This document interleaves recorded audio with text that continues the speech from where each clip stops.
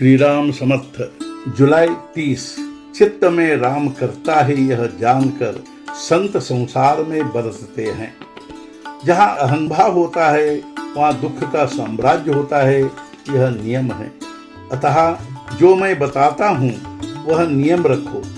मैं मेरा का भाव यथार्थतः छोड़कर हम सब प्रकार से भगवान के हो जाए। यद्यपि अहंकार बाह्यतः छोड़ दिया तो भी आंतरिक अभिमान से वृत्ति प्रबल होती है और वहाँ अनर्थ प्रारंभ हो जाता है। अतः बुद्धि को स्थिर करे और नाम के प्रति हम में अपार प्रेम हो। चित्त में राम करता है यह जानकर संत संसार में बर्ताव करते हैं। साधन में सावधान रहना ही साधक का मुख्य लक्षण है।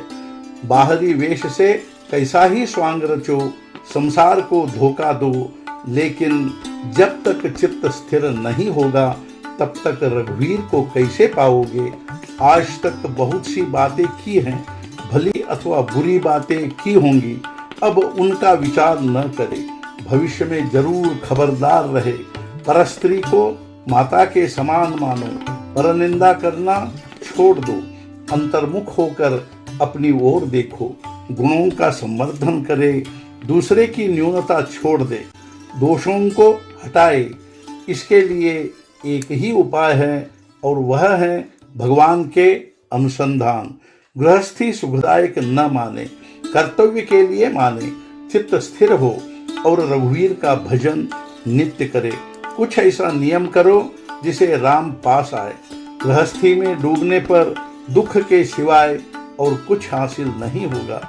जिसकी ऐसी वृत्ति है कि गृहस्थी ही जीवन के लिए आधार है और गृहस्थी के बिना जीवन निराधार है, तो संतोष कैसे प्राप्त होगा। तुम सूज्ञ हो, श्रद्धालु हो, अतः मेरा इतना वचन सुनो। दुर्जन की संगति से दुष्ट बुद्धि उत्पन्न होती है, जबकि इसके विपरीत रघुपति के प्रति समर्पण का भाव हो तो संकट मुक्त हो जाएंगे। हमारी वृत्ति दृढ़ और सशक्त हो और उसका आधार रघुवीर हो। दुर्जन का मन पाषाण जैसा होता है, वह पसीजता नहीं। ऐसी वृत्ति से यदि गृहस्थी की जाए तो सुख कभी प्राप्त नहीं होगा। किसी को अब तक ऐसी वृत्ति के कारण सुख प्राप्त नहीं हुआ है। गृहस्थी में दुख होता हो तो उसे अहंकार का लक्षण मानो। संसार में बरते, घर में रहे, व्यवहार और गृहस्थी में काम करते रहे, लेकिन किसी में आसक्ति के कारण न उलझे। बहुत पुराना वृक्ष होता है तो उसे घर के बनाव बिगाड़ सब दिखाई देते हैं, फिर भी जैसे वह अपना स्थान छोड़ता नहीं, वैसे हम बरते अर्थात हमारी मति धृति चंचल न होने दे। जिसके घर में श्री राम का अस्तित्व होता है उसे कभी उदास नहीं रहना चाहिए। सदा संतोष रखे और नित्य नामस्मरण करे। यदि नामस्मरण की आपके मन में रुचि हो तो चक्रपाणी की अर्थात भगवान की कृपा होगी। अब चित्त को स्थिर करो और हृदय में रघुवीर हो।